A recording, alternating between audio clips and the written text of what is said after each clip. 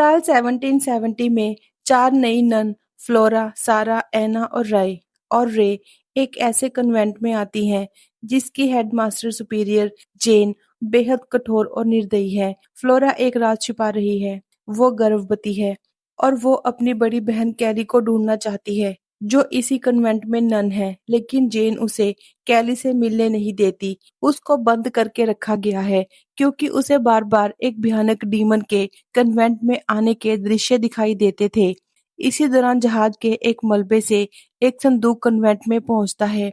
पीडा नाम की एक नन उस संदूक को देखने जाती है, तभी अंदर से एक आवाज उसे संदूक खोलने के लिए उकसाती है। संदूक खोलने पर पीडा को उसके अंदर बेहद कीमती कपड़े और गहने दिखाई देते हैं। वो लालच में उन्हें पहनने लगती है, लेकिन तभी उसे एहसास होता है कि वो खुद को ही चाकू मार रही है। एक दुष्ट आकृति संदूक से बाहर निकलती है और पीडा को मार देती है।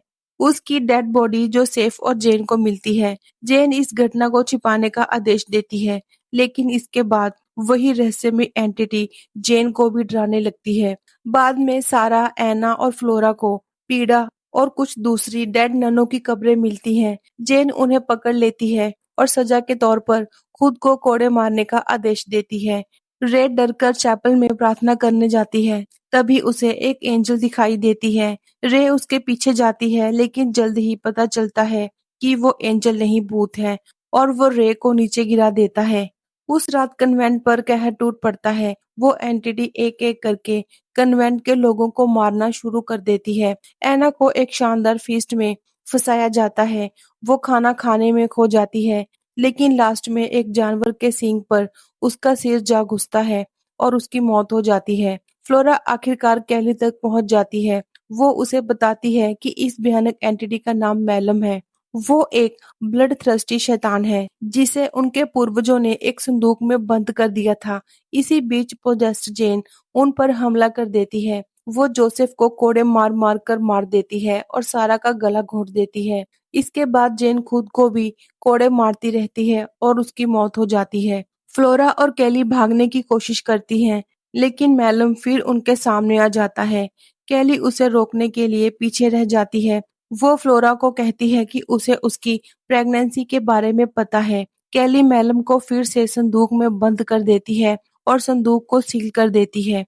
इसी दौरान पूरा कन्वेंट ढहने लगता है। फ्लोरा किसी तरह वहां से भाग निकलती है, लेकिन जाते-जाते वो पीछे मुड़कर देखती है और मैलम उसे अपनी ओर आने का इशारा करता दिखाई देता है। कहानी अब 2025 में पहुंचती है। शाय और फाय नाम के दो पिक पॉकेट्स हैलोवीन के दौरान हेल क्लिप्स क्लब में होने वाली पार्टी में घुसती हैं। फाय के माता-पिता फैनो और सेलिना उसी क्लब में स्टाफ के रूप में काम करते हैं। पार्टी के दौरान शाय और फाय की कुछ लोगों से लड़ाई हो जाती है। बीन, टॉम, कैलियर, माइक और भाई-बहन मार्क्स और सिया भी इस झगड़े में शामिल हो जाते हैं। नतीजे में इन सभी को लॉकर रूम में बंद कर दिया जाता है। उधर क्लब की डीजे निक्स अपनी शिफ्ट खत्म करके बाहर निकलती है। तभी हुड पहने हुए कुछ लोग उसे घेर लेते हैं और उसकी हत्या कर देते हैं। जल्दी ही पता चलता है कि ये लोग ऐसे कल्ट का हिस्सा हैं जो मैलम की पूजा करता है। मैलम का संदूक इसी क्लब में रखा हुआ है। कल्ट के मेंबर क्लब में मौजूद लोगों और स्टाफ को मारना शुरू कर देते हैं। फैनो भी मारा जाता है। इस हमले के बाद सेलिना और रिप्लेसमेंट डीजे एली ही बचे रह जाते हैं। लॉकर रूम में बंद शाय और फाय दरवाजा खोलकर बाहर निकलने में सफल हो जाते हैं। वहां उन्हें एली मिलती है जो उन्हें क्लब में हुए सीन के बारे में बताती है। लेकिन तभी माइक पर एक कल्टिस्ट पिकैक्स से हमला कर देता है और उसकी मौत हो जाती है। अब सभी लोग घबराकर अलग-अलग भागने लगते हैं। मार्क्स और सिया भी कल्टिस्ट के हाथों मारे जाते हैं। बचे हुए लोग फिर सेलिना के साथ इकट्ठा होते हैं। उन्हें समझ आता है कि बाहर निकलने का रास्ता एलिवेटर से है, लेकिन उसके लिए क्लब की बिजली चालू करनी होगी। बीन कल्टिस्ट का ध्यान भटकाने के लिए खुद को खतरे में डालता है। दूसरी तरफ टॉम और एली मेन पावर स्विच तक पहुंचने की कोशिश करते हैं। टॉम एली को बचाते हुए मारा जाता है, लेकिन एली किसी तरह पावर स्विच ऑन कर देती है। इसी दौरान फाय को मैलम का संदूक दिखाई देता है। उसके आसपास रिचुअल सैक्रिफाइस के शिकार हुए लोगों की लाशें पड़ी होती हैं। कैलियर अचानक शाय पर अटैक करके उसे चाकू मार देती है। पता चलता है कि कैलियर खुद कल्ट की सदस्य है। कैलियर फाई को भी मारने वाली होती है, लेकिन बीन उस पर हमला करके फाई को बचा लेता है। दोनों एलिवेटर की ओर भागते हैं। वहां कैलियर फिर सामने आ जाती है और सेलिना को होस्टेज बना लेती है। वो तीनों को मारने वाली होती है, लेकिन एली कल्टिस्ट का भेष बनाकर उन पर हमला कर देती है। फाय, बीन, सेलिना और एली वहां से भागने में सफल हो जाते हैं। कैलियर पीछे रहकर चेतावनी देती है कि मैलम को रोका नहीं जा सकता। इसके बाद वो पागलों की तरह हंसती है। डांस फ्लोर पर फाई की एक रोजरी गिर जाती है। बाद में एक अज्ञात व्यक्ति वहां आता है और उस रोजरी को उठा लेता है। हेल क्लिप्स के अटैक्स के बाद हालात और भी भयंकर हो चुके हैं। साल 2050 तक फिलीपींस का एक बड़ा हिस्सा मैलम के आतंक की चपेट में आ चुका है। बुजुर्ग सेलिना एक जूबी अपार्टमेंट में छिपकर रहती है। उसके साथ उसके अनाथ भांजे रोजडानो और रील्स तथा भाई बहन डोंगर और ब्री भी हैं। रोजडानो अपनी पत्नी टीना की मौत के बाद लगातार नाइटमेयर से परेशान रहता है। टीना को उसके सामने एक शैतान ने मार दिया था। इसी बीच एड्री नाम की एक सर्वाइवर वहां पहुंचती है और सेलिना को ढूंढती है। उसके पास फाई की रोजरी होती है। एड्री बताती है कि वो उन कल्टिस्ट की संतान है जो हेलक्लिप्स मस्केयर में शामिल थे।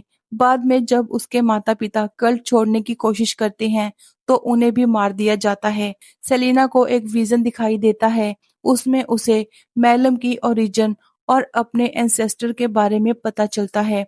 सामने आता है कि कैली और फ्लोरा की लाइनेज ही मैलम के बॉक्स को फिर से सील करने और उसके आतंक को खत्म करने की क्षमता रखती हैं। लेकिन इससे पहले कि वो कुछ कदम उठा पाते, अपार्टमेंट पर हमला हो जाता है। उनमें कैलियर भी शामिल होती है। अपार्टमेंट में लगाए गए ट्रैप्स की वजह से कैलियर मारी जाती है। एड्रिस और सेलिना का परिवार वहां से भागने लगता है। सेलिना पीछे रुक जाती है और फाई की रोजरी रोजडानो को सौंप देती है। इसके बाद सेलिना अपार्टमेंट में मौजूद फ्यूल सप्लाईज को आग लगा देती है। विस्फोट में वो खुद और वहां मौजूद एस्वेंक्स मारे जाते हैं। एड्री बताती है कि मैलम का बॉक्स अभी भी हेलक्लिप्स की जगह पर मौजूद है, इसलिए सभी लोग उस बॉक्स को बंद करने के लिए वहां जाने का फैसला करते हैं। रास्ते में वो एक सर्वाइवर कैंप में रुकते हैं, लेकिन मैलम और उसके मिनियंस अचानक कैंप पर हमला कर देते हैं। कैंप तबाह हो जाता है। डोंगर और ब्री भी मारे जाते हैं। अब रोजडानो और रील्स अकेले रह जाते हैं। एस्वेंक्स उन पर हमला करते हैं, लेकिन एक अजीब बात सामने आती है। जब एस्वेंक्स दोनों भाइयों के खून के संपर्क में आते हैं तो वो कमजोर पड़ने लगते हैं। रील्स अपने भाई रोजडानो को बचाने के लिए खुद को बलिदान कर देता है। मैलम रील्स को इम्पेल कर देता है, लेकिन रील्स का खून मैलम को कमजोर कर देता है। इसी मौके का फायदा उठाकर रोजडानो मैलम पर अंतिम हमला करता है और उसे मार देता है। मैलम के मरते ही बाकी एस्वेंक्स भी खत्म हो जाते हैं। रोजडानो अपने भाई रील्स की मौत का शोक मनाता है। इसके बाद वो एड्री के साथ मैलम के बॉक्स को हमेशा के लिए सील करने के लिए आगे बढ़ जाता है। लेकिन कहानी यहीं पूरी तरह खत्म नहीं होती। मिड क्रेडिट सीन में मैलम के संदूक से खून से सने हुए कई हाथ बाहर निकलते दिखाई देते हैं। इसका मतलब ये संकेत देता है कि मैलम का आतंक शायद अभी पूरी तरह खत्म नहीं हुआ है। तो आपको ये वीडियो कैसी लगी हमें कमेंट करके बताएं। मिलते हैं अगली कहानी में।